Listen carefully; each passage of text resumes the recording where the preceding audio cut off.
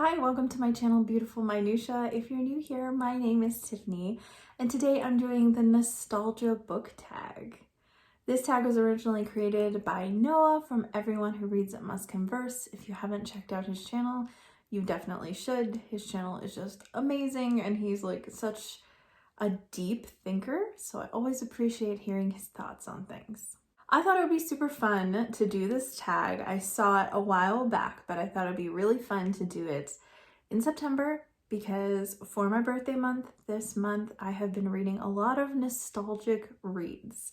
So it seemed like the perfect time to do the nostalgia tag. So basically the purpose of this tag is to talk about books that give you a nostalgic feeling or were a big part of your childhood or just like kind of bring you back to a certain time period. So the first question is the oldest book from your life that you still own. So this is a book that was yours like early in childhood or whatever that you still have. And there's a lot of books that I had as a child that I don't have anymore. Part of that is, being a middle child. I had a lot of books, and when I outgrew them, they kind of got passed down to my younger sister. And then when she outgrew them, they got like donated or something. So there's a lot of books that I enjoyed as a child that I do not any longer own, but I do have one special book. This was given to me for my 4th birthday, and it's actually a Bible. This was the first Bible that I ever owned, and my dad even wrote in it my name, and it was from my great-grandmother and my grandmother, but my dad filled it all out, so that's really kind of cool and kind of special that I got this when I was 4 years old, and you can tell that it's like very, very dated. I actually have a picture of me very shortly after I got it, but I have a picture of me at church holding this Bible, so if I can find it, I will put it up here on the screen. But yeah, it's just a really cool that I have something that's that old. I don't really have any other books that are that old. I do have a collection of Dr. Seuss books that my grandmother and grandfather gave me, but I think I was around like 8 or 9 when I received those, so a little less old. The next question is the first loved library book. That's kind of a tough question. I kind of have 2 answers for this. So I remember when I was very, very young, like before I started going to school, one of my favorite things to read was Dr. Seuss books, to have them read aloud to me. And I know that when I was around like 4 or 5, my favorite one to get from the library was The Butter Battle. But the book that I remember being so excited to go get from the library, like the first series of books, was the Nancy Drew books. I absolutely loved these. I've read some newer Nancy Drew books too, but I definitely started with like the yellow books. Like this one right here, that have the yellow spine and everything. And I did read through all the Hardy Boys as well, but Nancy Drew was probably my first really exciting, really beloved book that I would get from the library. The next question is a book that was given to you, and again, I don't really have a whole lot of books that were from my childhood, and I ended up getting a lot more books from the library than books that I physically owned anyway, just because my family didn't have a ton of money growing up. But I do remember as a kid receiving paperback editions of Heidi and the Secret Garden. And those are 2 of my absolute favorite books from childhood. I actually don't own any of those anymore. I just recently got rid of them because I kind of got like nicer versions, because these were mass market paperbacks where like the printing wasn't even that great in them. And yeah, they just weren't the greatest. So, but that has fueled just my love of having those books as an adult. I do have The Secret Garden up there. Let me see if I can move this without it being crazy. The Secret Garden. And then if you've been here for a while, you have seen my Heidi stack. I've got this one. This one I just got. I also have this one, which is the edition I first read to my daughter, so I kept this with illustrations. I've got the sequel of Heidi, which I haven't read. This is the second part of Heidi in a separate book. Yeah, so I've got a lot of Heidi, and they're all beautiful editions, so I just can't get rid of any of them. Also, I guess it kind of counts because all of these editions were gifted to me. Most of them from my husband's grandmother, because she had several different editions. So yeah, most of them are from her. So I guess it still kind of counts. They're books that were gifted to me that definitely bring me back to that nostalgic time period when I first started reading Heidi. And I did read it to my daughter when she was in kindergarten, at the end of kindergarten, and it was even better as an adult than it was as a child. The next prompt is a book that was recommended to you, and for that one, I'm gonna have to go with The Lord of the Rings. I very vividly remember reading these when I was 12. My older sister had a bind up of all 3 Lord of the Rings books in like a hardcover book. And she loaned it to me so I could read them because the first Lord of the Rings movie, The Fellowship of the Ring, was coming out very soon. And so I read those, and then I went and saw the movie with my dad and my older sister, both of whom really, really loved the Lord of the Rings books. So that was kind of like a really special experience. And it spurred that on to this being like one of my favorite series of all time, and definitely in childhood, meaning like tween to all of teenage years, this was one of my favorites. I read all 3 Lord of the Rings books annually every year from that first year when I was 12 up until the year I had my daughter. The year I had Claire, I turned 24. So 12 years of reading all 3 books every single year.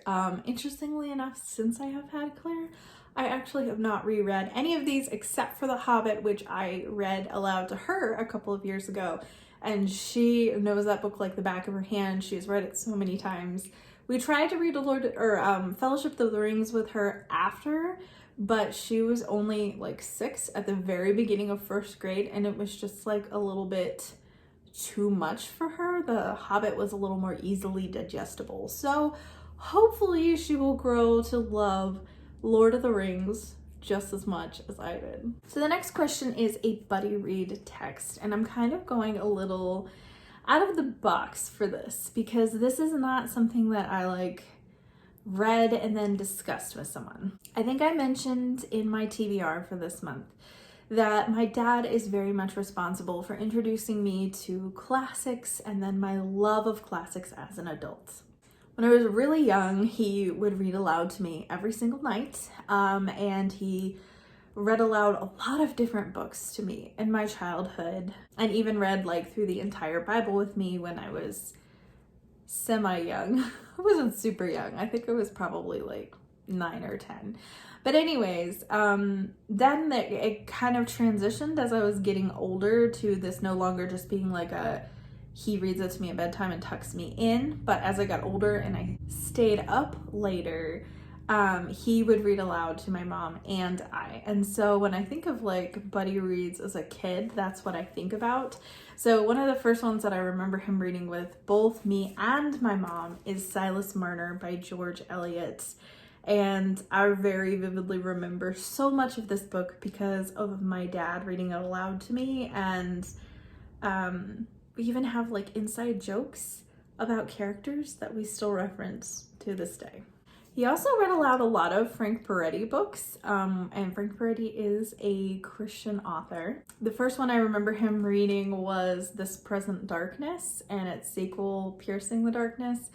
But I'm pretty sure he read aloud every single Frank Peretti book to me, and it's really funny because he started reading these to me when I was a little bit older, I think like 13, maybe 12. I can't remember for sure. I feel like this one was 12, and then some of the other ones was when I was older because some of the content is, it gets a little intense and sometimes even a little violent at times. But I remember I loved Ted Dekker books as well as a teenager, and there was one book that Frank Peretti and Ted Dekker co-wrote called House. And when my husband and I were dating, that book came out and my dad read it aloud to us, me and my mom and my younger sister, and then my husband would come over and listen to him read it aloud too. I mean, he was my boyfriend at the time. And I think we were like juniors or seniors in high school. Probably seniors, when this happened. So I just remember that very vividly too. And I think that was the last book that my dad did that with, because I'm pretty sure after that I started working a lot more hours and I started going to college, and then my husband went to college, like away to college, and then we got married after that. And so I think that was actually the very last book my dad did that with. But I think that was such a huge part of me loving reading as an adult, that I had a dad who loved to read and read aloud to me like all the time as a kid, and even as a teenager all the way through my senior year of high school. Prompt number 6 is books that were introduced to you in school. I don't really remember reading specific books when I was in public school. I was in public school until the middle of 3rd grade. My family moved cross country, and then my mom pulled me out of school because the school system there just was not good at all. And then I was homeschooled all the way through my high school years. Because I loved reading so much and I read classics pretty much on my own, I didn't really have like a specific literature class that my mom assigned to me. She just had me keep track of what I was reading, because I was reading a lot of the things that were on high school lists anyway. But once I went to college, my second semester of English, we read The Tempest by Shakespeare. And I had read a little bit of Shakespeare in high school, Romeo and Juliet and Macbeth, and I loved Macbeth.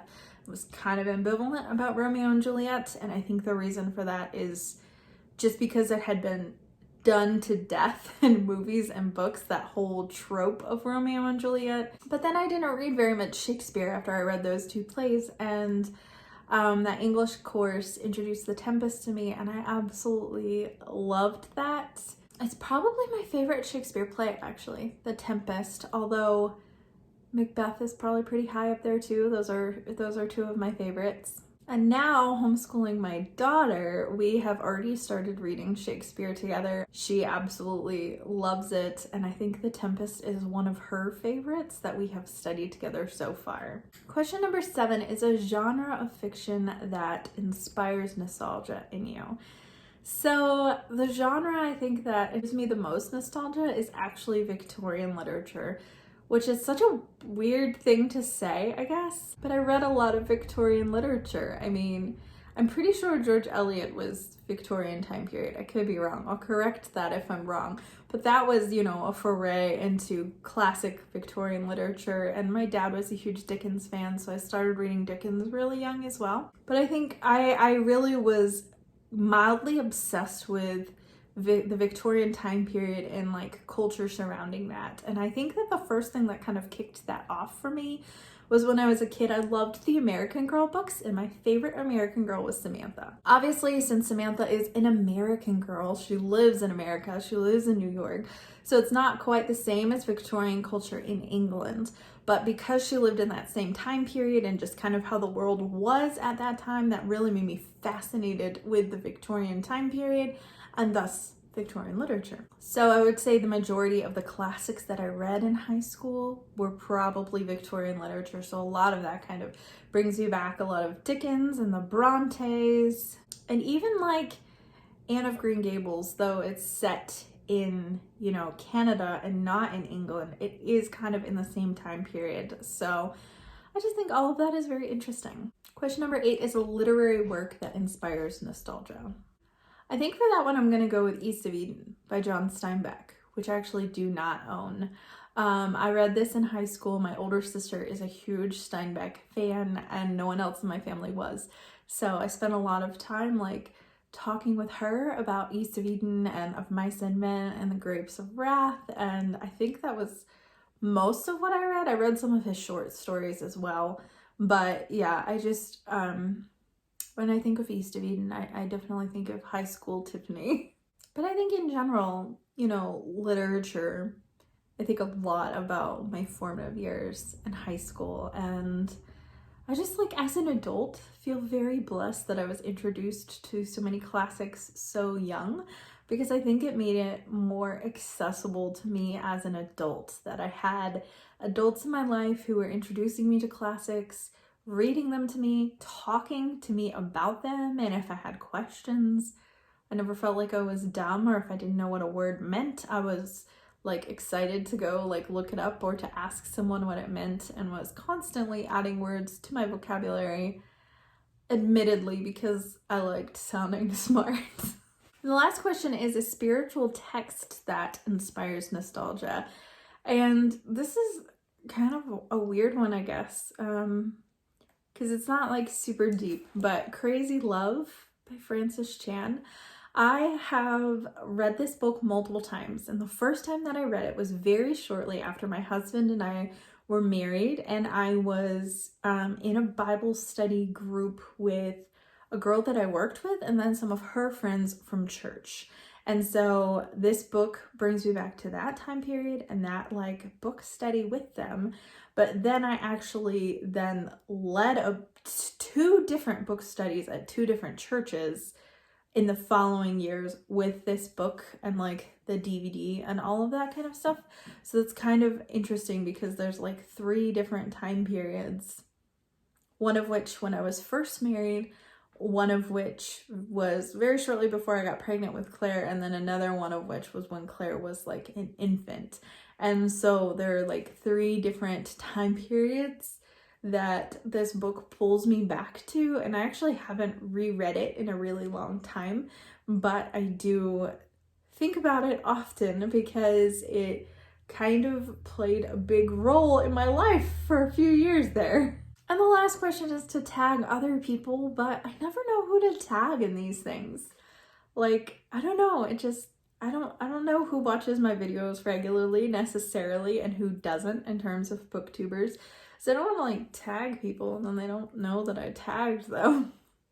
So if you see this and you think it's interesting, please do the nostalgia book tag and let me know so that way I can go watch it. And if you have already created a video surrounding this, leave the link for it in the comments down below so I can check out your answers. I will have all the questions for this in the description of the video. So if you don't have a booktube channel, or you don't want to do this tag and you do have a booktube channel, you can answer the questions in the comments below because I would love to hear from you for what kind of books like are super nostalgic for you in your childhood or were very formative in you loving to read or loving specific genres that you now love as an adult. Thank you so much for watching this video. If you liked it, please hit like and also subscribe so you can continue to see more bookish content from me. And I will see you again next time.